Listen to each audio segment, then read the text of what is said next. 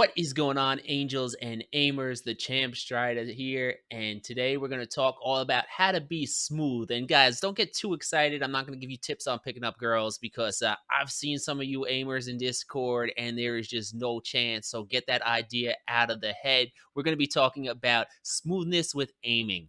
And smoothness is one of those things I feel like people, especially people who are new to kovaaks, don't really focus on. Like, you go online and you hear people talk about tracking, flicking, clicking, click timing, target switching, all of those things. But smoothness is something that is so essential to your aim. And once you kind of look at it and start working at it, you'll realize how many shots you actually miss because your aim's not smooth. And I'm going to throw up some graphics here, but what am I talking about when we're talking about smooth aim, right? What does it mean to be a smooth aimer? So if you have a target moving across your screen at a steady speed, so picture a player just like sprinting in one direction, right? And you try to keep your aim on them. If your aim is smooth, that means you're able to match that speed and just move at a nice steady, speed with the target and keep all those bullets on target. And the opposite of that is if your aim is shaky, right? So your aim is not smooth at all. It's bumpy. So that same target is moving. He's sprinting across the screen. He's not wiggling or anything. He's just going straight. But as you're trying to track him, you'll see your mouse movement stop, or you'll see it kind of jump up and down. It's not smooth. It's not a steady speed that's kept on the target. So you're missing and losing bullets on whatever's behind him, the trees, the walls, whatever. And this is something that we can work on in kovaaks. And you're going to notice if you do some of those real classic and popular tracking drills, the kata icy long strafes, close long strafes, fuglas, ascended tracking, any of those super popular ones, there's a big smoothness element to them. And if you start doing some smoothness trainers, you'll notice that your scores will increase by quite a bit as you get more smooth.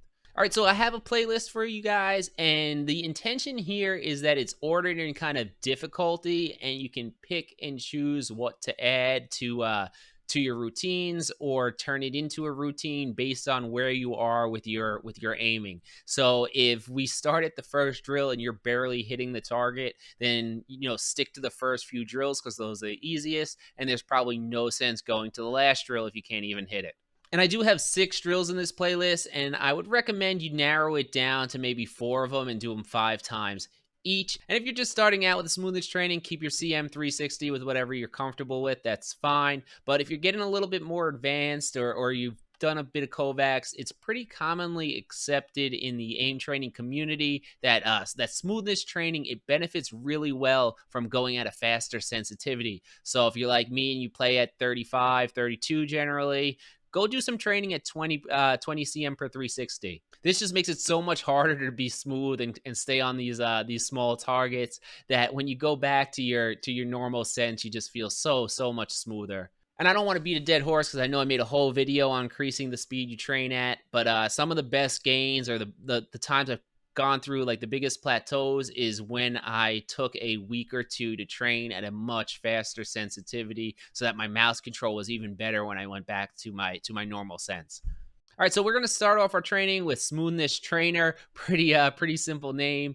but it's a relatively big target that just goes back and forth in a completely predictable pattern, and you want to keep your mouse again on it as much as possible and try not to miss any shots. And again, the target won't switch speeds, so it's just about keeping it steady and not being shaky. All right, next up, we have a personal favorite of mine with SYW, Smooth Your Wrist, and a very similar concept here, that the target's just going to go back and forth in a completely predictable pattern, but the target is like a quarter of the size here, so it's a lot harder to keep that cursor over it, and you got to be really smooth to get a high score on this drill. All right, next up, we're going to do some vertical smoothness, actually, and it's very similar to Smooth Your Wrist, except the targets are going up and down, and again, it's very small, and the drill here is vertical smoothness training popcorn small, and I think this is the best vertical smoothness drill out there. The target is very small, so it takes a little bit to get used to it,